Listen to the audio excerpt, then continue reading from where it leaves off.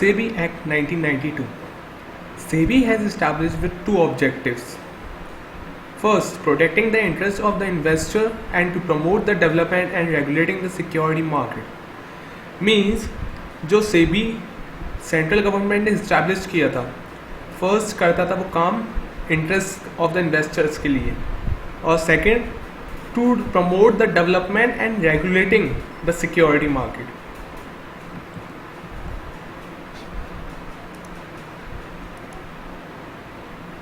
अब composition of the board, जो सेबी का जो बोर्ड है उसमें बहुत से तरह के लोग रहते हैं.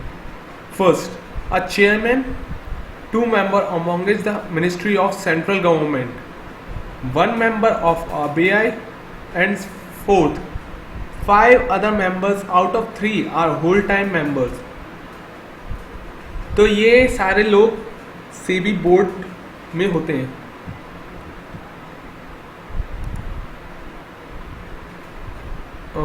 In a case of violation of the provision of the act or the rules or regulation made by the SEBI registered intermediary, following actions are permissible. means कोई भी चीज़ जो सेबी के एक्ट में लिखी है या रूल्स में लिखी है या रेगुलेशन जो उसने बनाई है वायलेट होती है, तो क्या एक्शंस ले सकते हैं. First, investigation under 11C of the SEBI's act 1992, cease and desist order, imposing of penalty 15A to 15JB, cancellation of registration certificate. First अपन इन्वेस्टिगेशन करते हैं, then cease and desist order या imposing of penalty या certification cancellation of registration certificate. Investigation under 11C, SEBI, reasonable ground to believe that any registered intermediary or any person associated with the security market violate any regulation, direct the investigation authority to investigate according to the SEBI procedure for search and seizure regulation 2014. अगर सेबी को लगता है कि कोई उसका registered intermediary और any person associated with the security market है, उसने वायलेट किया है कोई रूल्स और रेगुलेशन को, तो वो इन्वेस्टिगेशन अथॉरिटी को इन्वेस्टिगेट करने का ऑर्डर देती है. किसके तहत? SEBI procedure for search and seizure regulation 2014. It's a new regulation which जो इशू हुई है 2014 में. SEBI procedure for search and seizure regulations. Authorised officer and investigation authority.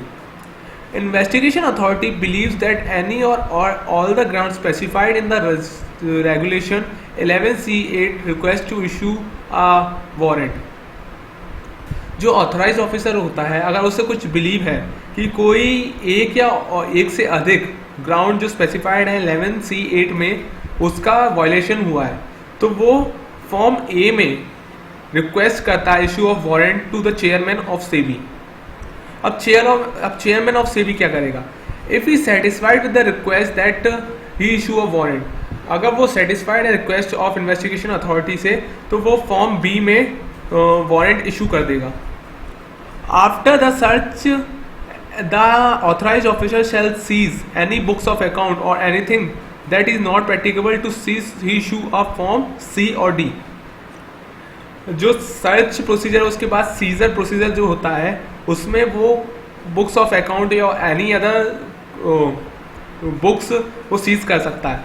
But if is not practicable to seize, he issue a form C और D.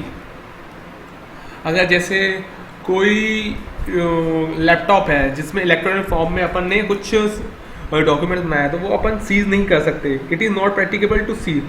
तो वो form C और D में अपना ऑर्डर इशू करता है कि इस लैपटॉप को कोई हाथ नहीं लगा सकता unless he cancel the form C और D. Seizure memo contains the list of all document seize और एनी इलेक्ट्रॉनिक मीडिया सीज. जो सीजर मेमो बनेगा, जो अपन ने चीजें सीज की हैं, उसका सीजर मेमो बनेगा जो contain the list of all document seize and on electronic media. वो किस में बनेगा? फॉर्म एफ में. The authorised officer before executing the warrant prepare panchnama in form G. जो वारंट इशू किया था चेयरमैन ऑफ सेबी ने, उसे एग्जीक्यूट करने से पहले एक पंचनामा बनेगा जिसमें सिग्नेचर होंगे ऑथराइज ऑफिसर के और जो इन्वेस्टिगेशन, वो जो इन्वेस्टी है जिसके साथ इन्वेस्टिगेशन करना उसके साइन। अब है सीज एंड डिजिस्ट ऑर्डर। अब जब इन्वेस्टिगेशन हो गई है उसके बाद सेबी के पास तीन रास्ते हैं, एक सीज एंड डिजिस्ट ऑर्डर, या पेनाल्टी लगा दे, या कैंसिलेशन ऑफ रजिस्ट्रेशन सर्टिफिकेट। तो पहला अपन पढ़ रहे हैं cease and desist order. On the report of the investigation authority find that any intermediate has violated, then it must pass an order to cease, मतलब stop, और desist, not repeat, from committing और causing such violation. Investigation authority ने investigate report SEBI को दी। उससे पता चला कि एक्चुअली में वायलेशन हुआ है किसी रेगुलेशन या एक्ट का, तो सेबी पास करता है सीज, मतलब उसे जो वायलेशन हुआ उसे बंद करो, और डिजिस्ट मतलब उससे रिपीट में मत करना इन फ्यूचर। तो this is called cease and desist order. उसके बाद अगर cease and desist order pass नहीं किया तो वो पेनल्टी लगेगी under section 15A to 15JB। अब पेनल्टी किस किस टाइप की हो सकती है? Penalty for failing to furnish any document और रिपोर्ट। अगर कोई डॉक्यूमेंट फर्निश करना था सेबी को या कोई रिटर्न फाइल करना था, वो आपने नहीं किया, तो 1 lakh rupees for each day during the default continues, और 1 crore which ever is lower. मतलब पर डे के हिसाब से 1 लाख रुपए लगेगा और मैक्सिमम कितना हो सकता है 1 crore rupees which ever is lower. Failure to enter into an agreement. अगर किसी के साथ आपको एग्रीमेंट करना था लाइक क्लाइंट के साथ और आपने नहीं किया, तो पेनल्टी क्या होगी? 1 lakh for each day during the default continues of 1 crore which ever is lower. Penalty for SEBI registered broker. अगर कोई रजिस्टर्ड ब्रोकर है और वो कोई वॉयलेट करता है तो उसकी पेनल्टी क्या होगी? First, failure for issue notes, 5 times the amount of the note. अगर वो जैसे कोई डील करता है और किसी नोट इशू करता है रजिस्टर्ड ब्रोकर, और वो फेलियर होता है कि वो इशू नोट नहीं करता, तो 5 times the amount of the note. Failure to deliver security और the payment, 1 lakh each day during the default continues of 1 crore which ever is lower. अगर वो डिफॉल्ट करता है डिलीवरिंग सिक्योरिटी में और पेमेंट में, तो उसकी लाइबिलिटी क्या बनती है? 1 lakh each day during the default continues of 1 crore which ever is lower. Charge excess brokerage, 1 lakh or 5 times the excess brokerage whichever is higher. Penalty for insider trading. Insider trading either is on behalf or on behalf of other to deal in the security of body corporate on the basis of unpublished price sensitive information. या वो खुद या किसी और के behalf पे deal करता है सिक्योरिटी और body corporate on the basis of unpublished price sensitive information. Unpublished price sensitive information ऐसी इंफॉर्मेशन होती है जिसके पब्लिश होने से शेयर प्राइसेस की प्राइस ऊपर हो सकती है या नीचे हो सकती है, तो on the basis of unpublished price sensitive information.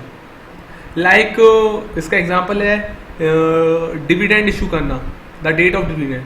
अगर डेट ऑफ डिविडेंड किसी और को मालूम हो तो डेट ऑफ डिविडेंड्स इशू होने वाला है तो शेयर के प्राइस ऊपर जाएंगे, तो उसके बेसिस पे वो शेयर्स परचेज कर देगा and he make profit. So this is called insider trading.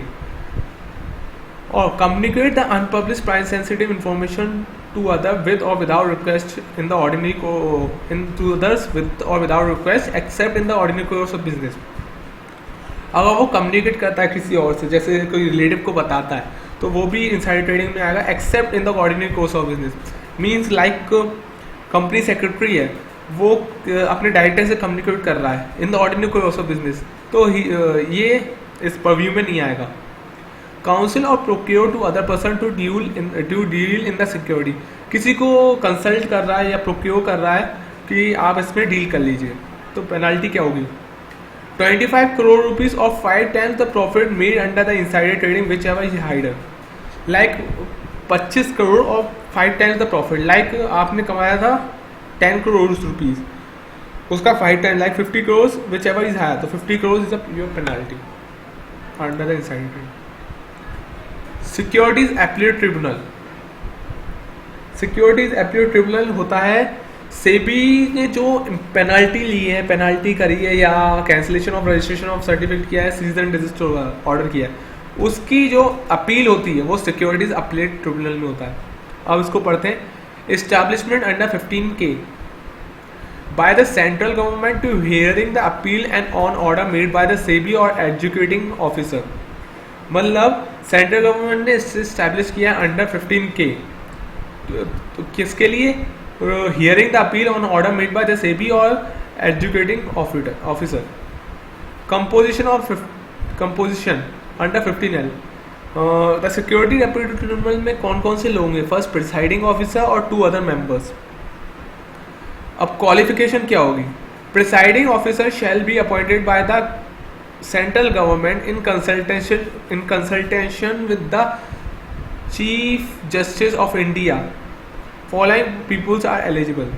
जो प्रिसाइडिंग ऑफिसर होगा वो अपॉइंट करेगा central government in consultation with the chief justice of India.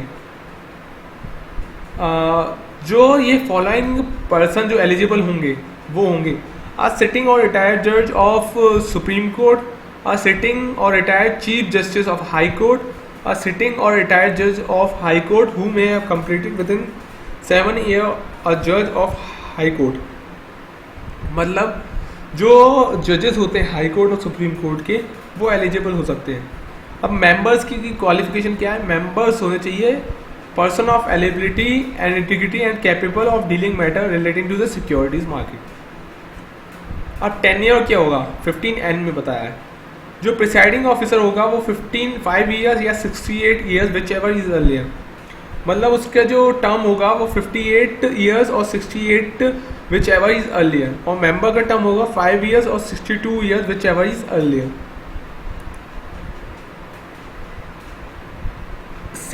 SEBI settlement of administration and civil proceeding regulation 2014। ये भी regulations पिछले साल issue की है सेबी ने। इसमें क्या है? Settlement of administration and civil proceeding. Like SEBI any person, जो कोई पर्सन है उसने वॉयलेट किया है सेबी का एक्ट या रेगुलेशंस का कोई भी प्रोविजन, तो और उसके तहत उसे मतलब लाइक इम्प्रिजमेंट हो सकती है, तो वो सेटलमेंट और या कोई प्रोसीडिंग स्टार्ट हो सकती है इन द कोर्ट। तो उसका जो सेटलमेंट है वो किस तरह से होगा? फर्स्ट पढ़ेंगे अपन स्कोप ऑफ सेटलमेंट प्रोसीडिंग।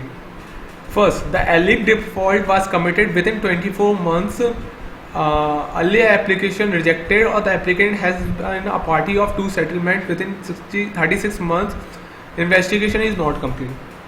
जो ये 4 पॉइंट है वो जो स्कोप एंड सेटलमेंट प्रोसीडिंग है इसके बाहर है, मतलब ये चारों को सेबी एंटरटेन नहीं करेगी। फर्स्ट, एलिग default was committed within 24 months।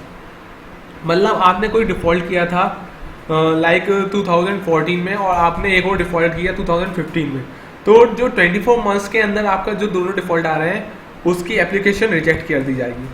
उसके बाद द अर्लियर एप्लीकेशन रिजेक्टेड, आपने कोई पहले एप्लीकेशन डाली थी वो भी रिजेक्ट हो गई और आपने जब भी डाल ली है तो वो भी एंटरटेन नहीं की जाएगी। The applicant has been a party of 2 settlement within 36 months। जो एप्लीकेंट है वो पार्टी है कितने मंथ के अंदर? 36 months के अंदर, वो भी 2 settlement proceeding. Investigation is not complete, तो इसकी एप्लीकेशन भी रिजेक्ट कर दी। Following are the out of the scope of the regulation. जो settlement of administration and settlement civil proceeding regulation है उसमें से ये सब आउट ऑफ स्कोप है, मतलब इसके अंदर तो एप्लीकेशन ही अपन डाल नहीं सकते। फर्स्ट, इनसाइडेंट ट्रेडिंग है, fraudulent and unfair trade practice and non redressal grievances, non compliance of any order of SEBI. मतलब ये 4 जो out of the scope of the purview of the regulations. Settlement terms. अब settlement terms क्या होंगे? Voluntary suspension of registration and closure of business for specified period. थोड़े समय के लिए उसका रजिस्ट्रेशन सस्पेंड कर दिया जाएगा या बिजनेस को क्लोज कर दिया जाएगा। रिमूवल फ्रॉम द मैनेजमेंट, अगर वो डायरेक्टर या KMP है तो उसको मैनेजमेंट से रिमूव कर दिया जाएगा। वॉलंटरी लॉक इन पीरियड, अगर कोई सिक्योरिटी जैसे सिक्योरिटी रिलेटेड मैटर है तो उसके ऊपर लॉक इन पीरियड डाल दिया जाएगा।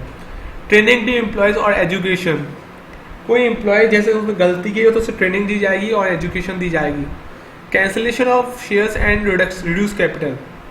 अगर कोई बोनस इशू हुआ है और बोनस इशू हुआ है किसी प्रोविजन को वॉयलेट करते हुए, तो उसे कैंसिल कर दिया जाएगा, जिससे रिड्यूस हो जाएगी कैपिटल और any other direction issued by the SEBI.